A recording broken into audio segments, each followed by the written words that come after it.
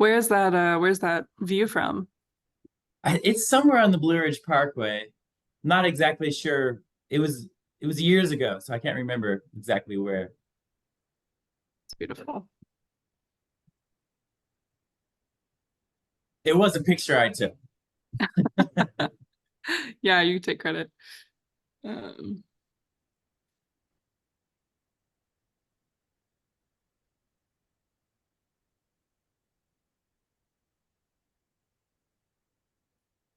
all right, well, it's 12:05, so I think we should go ahead and get started. I'd love to welcome everyone here today. My name is Emma Goldrick. I'm Southern Appalachian Highlands Conservancy's Development and Communications Manager, and I'm so happy to welcome Bradley Spiegel and Hanni Muerdter to our Lunch and Learn today. Bradley is the Building Outdoor Communities Specialist with the Made by Mountains Partnership, and Hanni is SAHC's Conservation Director. I want to thank you all for being here and invite Brad to begin his presentation. I'll also let folks know that if you have any questions throughout the presentation, you're welcome to put them into the Q&A, and then we'll get to them at the end. All right, let me share my screen. Oops. Hold on, we'll go to the beginning. How about we start? We're at the very beginning. All right. How does this look? Good? Great. Okay. I think it looks great. Yeah. Well, thank you for having me. It's a pleasure to be here. And I kind of wanted to just frame the conversation by saying that I was pulled to the Appalachian Mountains for this specific role. I was living in New Orleans and for 10 years, over 10 years, and working in kind of an environmental planning role, watershed management, flood mitigation. My background is urban planning, but I've really kind of been doing more so community planning regionally. And one thing, just to a kind of a funny note, is in Louisiana, it was all about flooding doesn't follow political boundaries. And in Western North Carolina, we've switched that to outdoor recreation doesn't follow political boundaries. So that's what we're going to talk about. We're going to talk about how communities across Western North Carolina are building vibrant outdoor communities and really kind of, using these mountains and the nature as a platform to revitalize downtowns and plan quality of life enhancements for all people. So thanks for having me. And again, my name is Brad Spiegel. I'm going to first kind of tell you a little bit about the Made by Mountains Partnership, which is the umbrella organization of where the program that I'm managing lives. I'm going to explain to you like what the toolkit that was developed in a great partnership with App State. And then I'll talk to you about some milestones that we've accomplished over the last couple of years. So framing this conversation, the Made by Mountains Partnership, these are the three core pillars. It's all about growing the outdoor industry, amplifying outdoor culture, and building outdoor communities. And for the rest of this presentation, I'm really going to focus on the third pillar. And maybe some of you can see that there is a familiar face in this photo. This is Hanni, and I think the mayor. It's the mayor of Canton at the Chestnut Mountain grand opening. So I just kind of wanted to just kind of say from the beginning of this program, which started in the beginning of, or kind of fall of 2022, one of my first tasks was to form an advisory committee of people that could be experts and help us to design a program that would benefit 25 counties of Western North Carolina. So Hanni actually has been a part of our advisory committee specifically for the Building Outdoor Communities and for the overall Made by Mountains Partnership. So we continue to kind of collaborate. And as I mentioned kind of early, just in the beginning, that my passion for sustainable urban design or sustainable regional planning, balancing conservation and community development, it was really important to have that perspective into this work, which is what I'm going to explain to you about right now. Just to kind of mention how we got the money for this. This is Mountain BizWorks is the grant manager, basically. They have been around for 30 years and really helping to seed entrepreneurship across Western North Carolina. The bulk of this money, the grant, comes from Appalachian Regional Commission with support from Dogwood Health Trust. So our positions, and mine in particular, is through these funders. And just to show you, our program covers 25 counties of Western North Carolina and the Qualla boundary. You can see kind of, it's a lot, right? It's a lot of counties, and I get spread a little bit thin, but I'll tell you a little bit about how we get to support county by county through data and projects. It's very exciting what we've been able to do with 3 people. But that's why we needed the advisory committee. So, and you can see we do have a large program team, our funders too, but we had a partnership and still have with Appalachian State's Center for Economic Research and Policy Analysis. They've really helped to create some powerful tools for communities to make the case with data for trail projects and different infrastructure projects. And all the councils of government have also been a part of this kind of collaboration. So you're probably asking, what is this program? The Building Outdoor Communities program. I just wanted to say I took this picture. I think it's a great snapshot of just people going into the outdoors. They kind of need to know where to go. They want to know the difficulty of the trail. They want to know some information about elevation potentially, or what they should bring, etiquette. And this is a picture at the Old Fort Gateway Trails. And I just loved, it was just such a perfect example of a great wayfinding signage that is a multi-use trail for hiking, biking, horseback riding, and pedestrians. So again, I like here's what when we have done this work, we began in September 2022 with the actual program, with a big launch, 100 people in Boone. And I framed the conversation by saying, what is this? This is my friend, Jared, not my child, but a friend's child.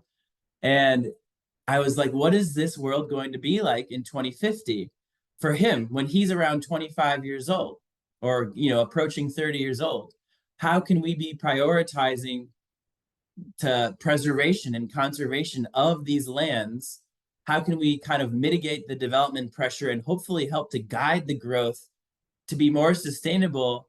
So we're not just, chopping down trees like what's happened all over the world, right? How can we do this sustainably and do what's best for the next generation?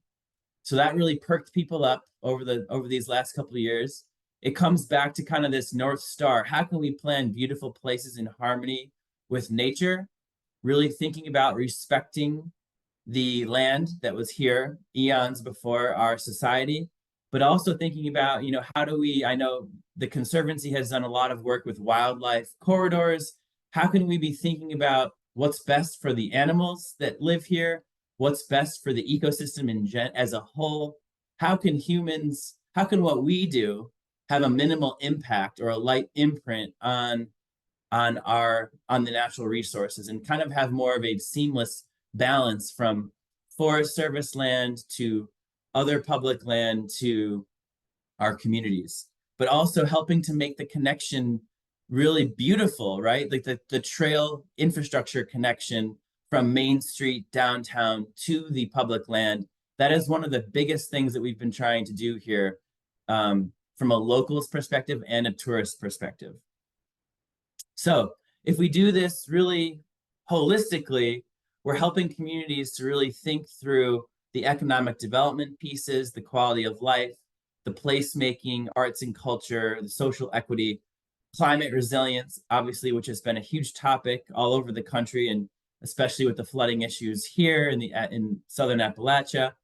How can we think about all of these things and come up with a plan with diverse stakeholders to move toward collective action?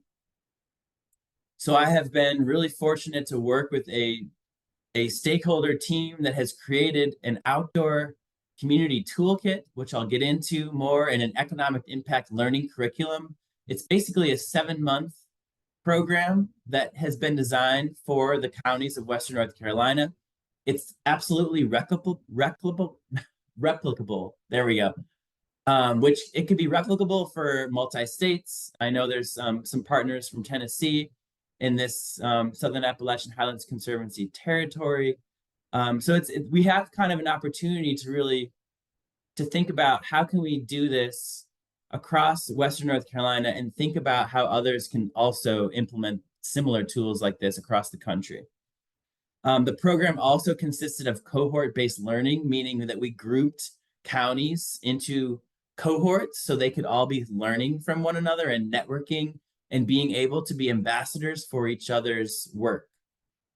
We've hosted webinar training similar to this, and we've also had money set aside for projects, planning grants in particular, to help communities take these ideas from more of a conception stage to a planning stage, and to really help them think through feasibility. Is it right to put a trail here?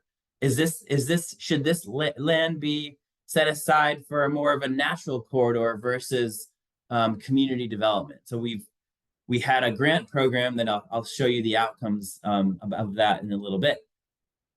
So just kind of getting into the nuts and bolts of the program in particular, I mentioned that it launched in Boone with an amazing kind of celebration and workshop. That was September 2022. So we're kind of in more of a wrapping up phase of this program. There were 26, so the 25 counties plus Quala Boundary. So 26 total communities applied for this program. 19 counties have successfully participated in a 7 months of the capacity building, and I'll show you more about that in the coming slides. We had 3 cohorts that basically from September 2022, we did the first 7 months, and then when that one was finished, we started the next and then the next. So it's been a lot of work, and I've learned a lot along the way. I'm sure Hanni has too. But yeah, it's been so wonderful just to hear the communities kind of growing along the way and meeting different stakeholders throughout their community that they weren't necessarily talking to before. So here's just kind of a snapshot of which counties were in which cohorts. The initial application allowed us to kind of group the communities based on their levels of readiness and like how much planning they've done, how much capacity or people support or financial capacity that they've had to really advance and build trails and really kind of move the needle with outdoor infrastructure investments. So just one more note here, we just finished in May, or actually 2 weeks ago, so the end of April, we just finished the final cohort of this program. And we are now kind of going into a new chapter of this, what the Building Outdoor Communities 2.0 will look like, which we can, I can share a little bit about that later. So when we asked communities to apply, we recommended, can you form a working group with around 3 to 5 community stakeholders that would represent a good, diverse perspective. So is there a business perspective, an outdoor business perspective? Is there a planning perspective, an outdoor recreation perspective, potentially a Forest Service perspective? And so what's interesting is we weren't so prescriptive. We didn't prescribe it has to be this way. Every community that's gone through this program has had some sort of a different mix, and that is why these conversations have been so powerful, because they've all been different and diverse, and different perspectives from different counties have then helped to educate others' perspectives from other counties. So that was kind of the nuts and bolts of the foundation of the Building Outdoor Communities program. I'm now going to talk about what the actual 7 months entailed for the communities that went through the program. And that's really the tool. So we created this tool, and it's called the Building Outdoor Communities Assessment Tool. It's a qualitative analysis, and you can see if if we were in person and I could hear you, I would ask you, what does this look like? And I did this presentation for students at Lease McRae, and they said, hey, this looks like a half of a lime. And I was like, close. But it's not a lime. It is a bike. It's supposed to be like a bike wheel. And the intention here is to make the case that this is an interconnected ecosystem of stakeholders that really need to be at the table early on so the projects can actually move forward successfully. So we've created this outdoor economic ecosystem model, is what we're calling it. And then, as I mentioned, this is a 7-month program. So each month was a different focus. You can see infrastructure would be, that actually was month 2, because we had a whole month of getting organized. We had a whole worksheet. Each of these elements has its own worksheet with instructions. And then the communities went through month by month, followed the instructions, did the exercises. It's really intended to celebrate what communities already have, kind of an assets inventory, outdoor assets inventory, analyze what the gaps are, and then really kind of figure out if we were going to choose something to align on and prioritize as a group, what would that be? So each of these worksheets then had around a 10-question survey that was submitted to our team for analysis so we could provide recommendations on next steps. You can see then the foundational layer of this wheel, the most important part. We had questions related to funding, capacity, policy, planning, and data for each of these core elements. And that was intended to assess really the feasibility, like how much money do you have? Is there funding streams coming in to develop these projects?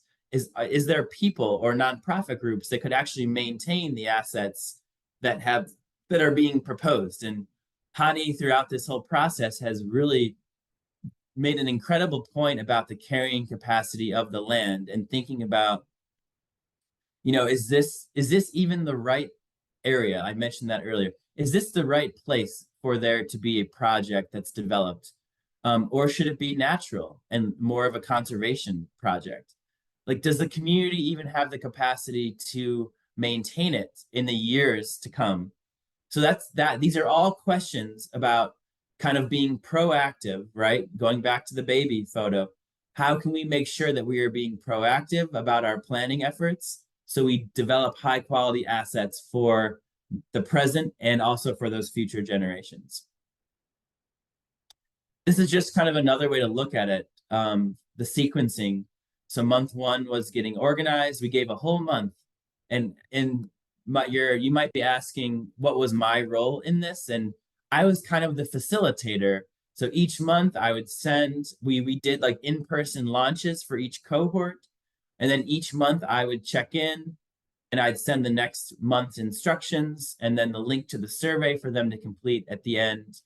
And I'd have deadlines. So I was pretty diligent about, making sure everything gets submitted. So that is the overview of the program. And again, you can imagine how much information our team has collected about the 19 counties that have submitted all of the surveys. So we are now writing recommendations reports for all of the counties that have gone through the 7-month process. So I just wanted to share with you some other elements that have been incredibly powerful, like that are kind of almost side tangents to help support this overall capacity building effort. We just launched this was kind of 2 years in the making with our partnership with App State.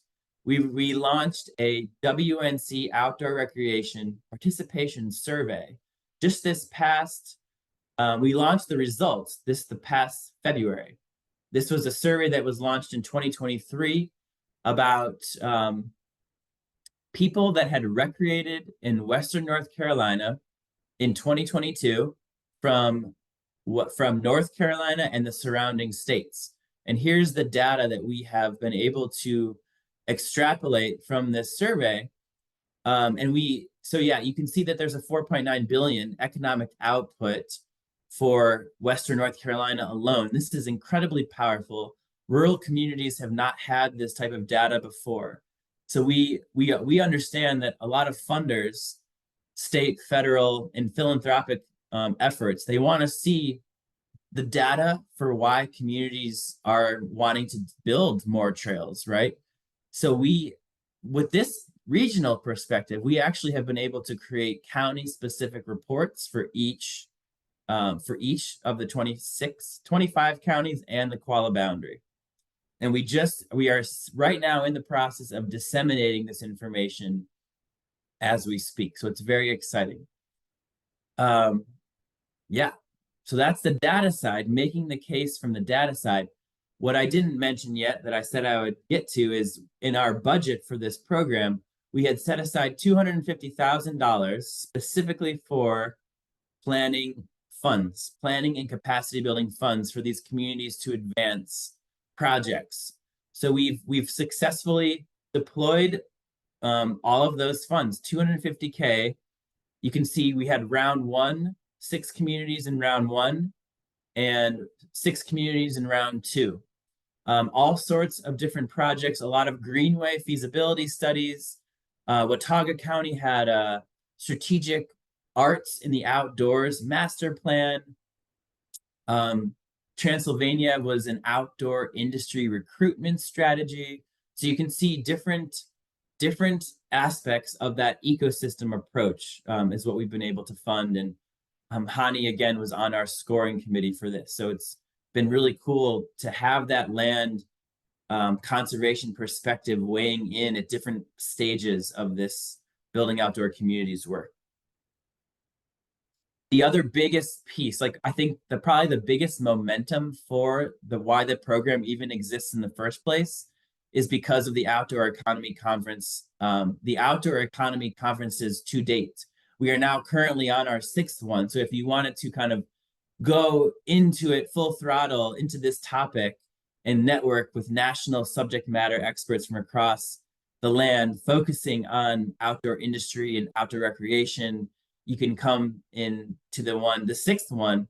But I just have to say that the Building Outdoor Communities program was originally a tract at the first 2 outdoor economy conferences, and communities were so excited. This was like standing room only. Communities were so excited about this that we ended up writing a grant just to fund a capacity building program for Western North Carolina to advance this work. And it all started because of this conference.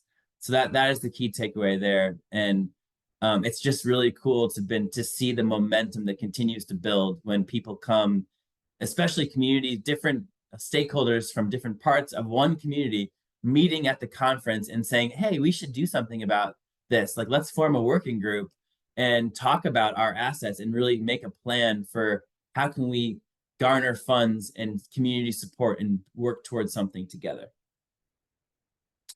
So yeah, that's basically my presentation. Stay connected to us on our social medias. And if you have any questions, feel free to email me. I'm going to pass it now to Hanni to kind of take more of a conservation-minded approach to some projects. So thank you. Thanks, Brad. I appreciate that a lot. And Emma's going to pull up the presentation and be my driver. So thank you, Emma, for doing that. I'm Hanni Muerdter. I'm the Conservation Director for Southern Appalachian Highlands Conservancy.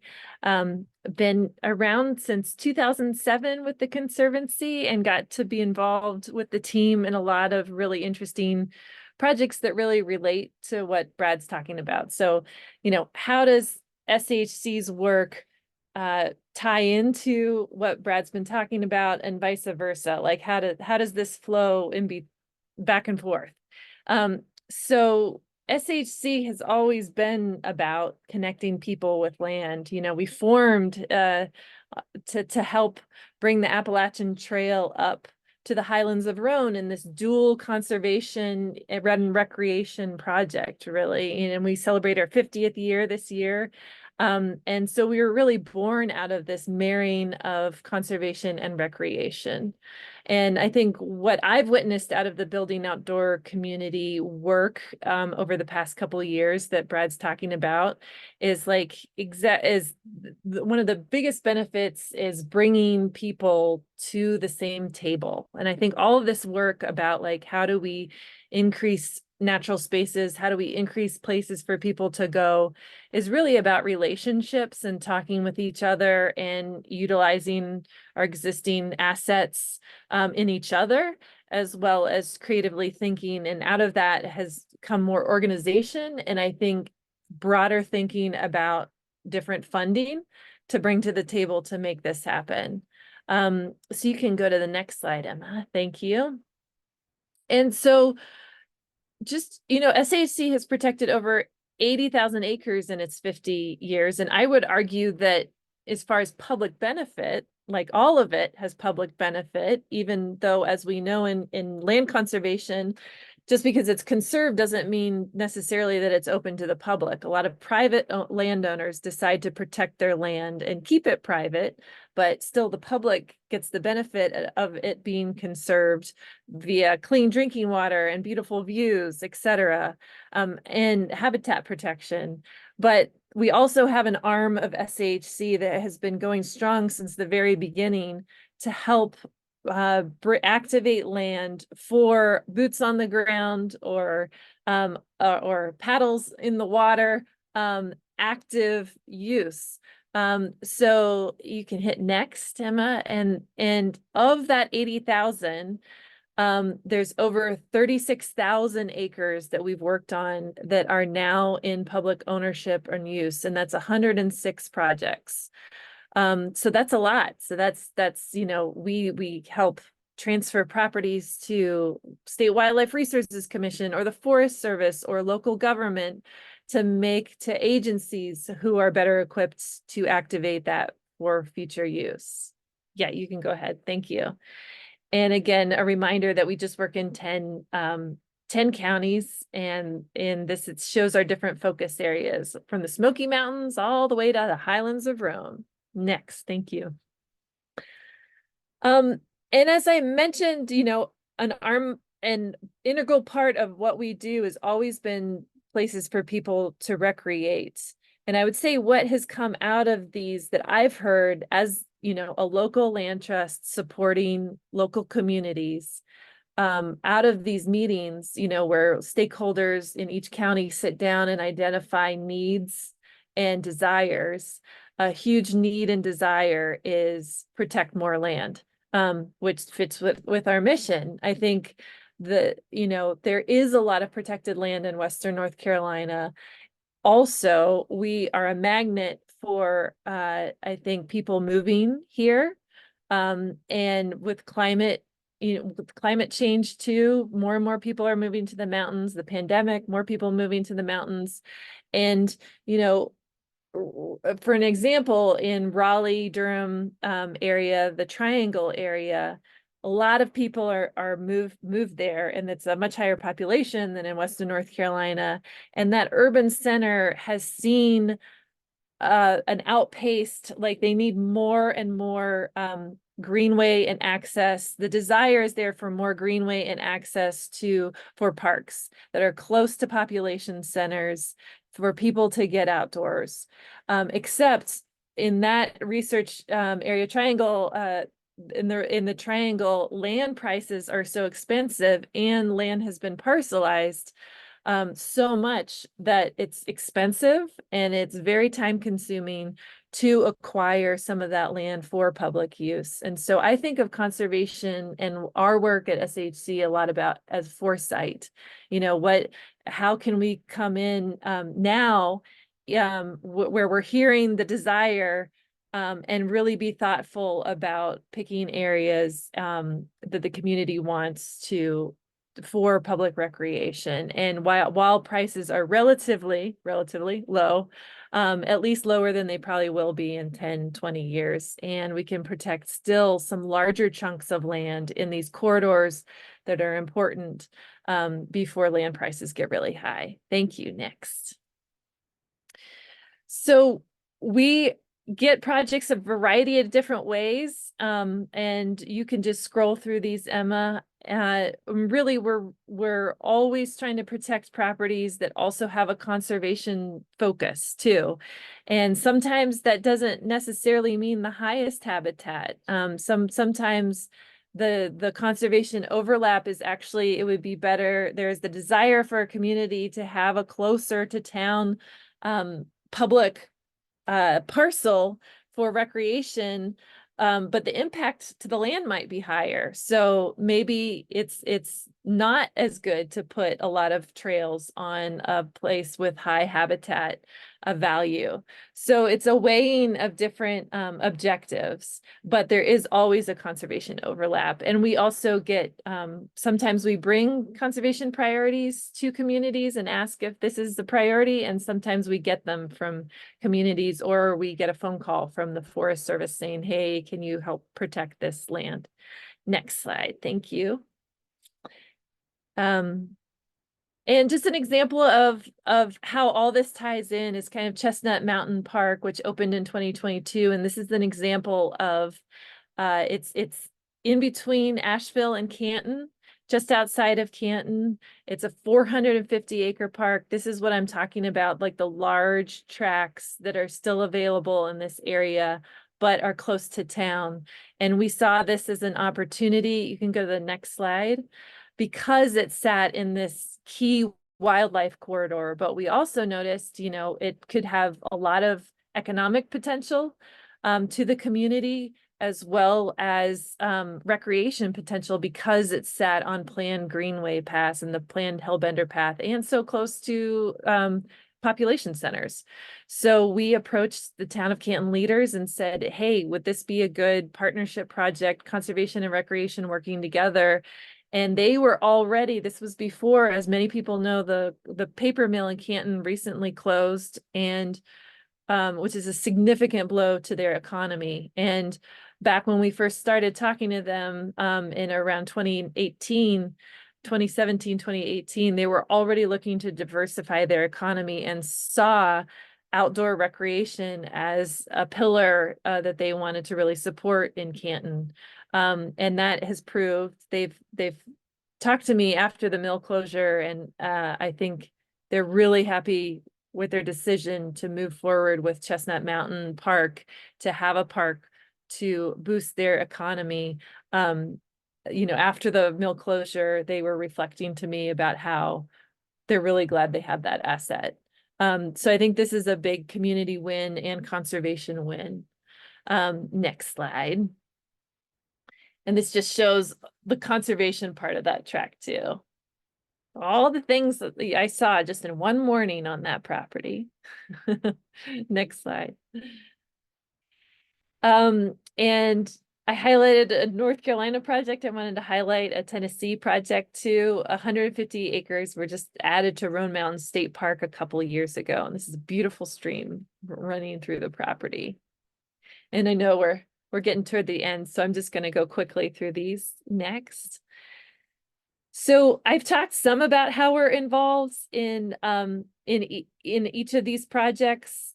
You know, I think these communities are looking, you know, communities sitting around the table saying we need different prior properties. They're asking their local land trusts to bring the, I think, expertise and the connections and the ability to acquire land and fundraise. And they're asking their local land trust to play that role when they acquire land for public parks. So we help identify, we negotiate, and we try to be really involved in the park planning too. We try to be that voice of sustainability as well, like trying to help communities think about you know, what might be sustainable and what are resources for management, and thinking about, before you build something, do you have the resources to manage, and what might be some funding streams to help with those resources. Next slide, please. And just a sneak peek on what's to come, and SAHC is currently working on. We're currently in 9 projects that are in progress for future public use. And they include a wide variety of different types of projects. We're adding to the North Carolina game lands, so more hunting land and fishing land. And then we're also adding to the Blue Ridge Parkway coming up soon in the Water Rock Knob area. And then we're transferring tracts that, you know, Forest Service calls us, says a property is for sale, but they can't move fast enough. Can you protect it? That happens often, and we have several of those, especially in the Cherokee National Forest right now. NC State Parks, this is a beautiful view of the future Pisgah View State Park in the Candler area of North Carolina. And we're working on a really interesting, neat, accessible, hopefully, project with Buncombe County Parks and Recreation you can see on the next slide, called Beaver View Mountain. We've been thinking a lot about equity and what, you know, parks closer to population centers often can be used by more people. And that's really important for our mission as well. And that is the view from Beaver View Mountain. It sits just outside of Asheville. That is looking from the property into Asheville. And this property was purchased by a conservation-minded buyer. And we have a certain window where they're willing to own it to allow time for us to fundraise, and then transfer it to Buncombe County to be owned and operated as a public park. And I think this is one that could be really key for the local community. You know, we talk about bringing in economic, but also, like, I think for SAHC, projects that really support locals' use of getting outside, and a wide variety of users is really important too. And there's a map of just where it is, but that's all from me. So I think I'm going to hand it back to Emma to facilitate if there's any questions.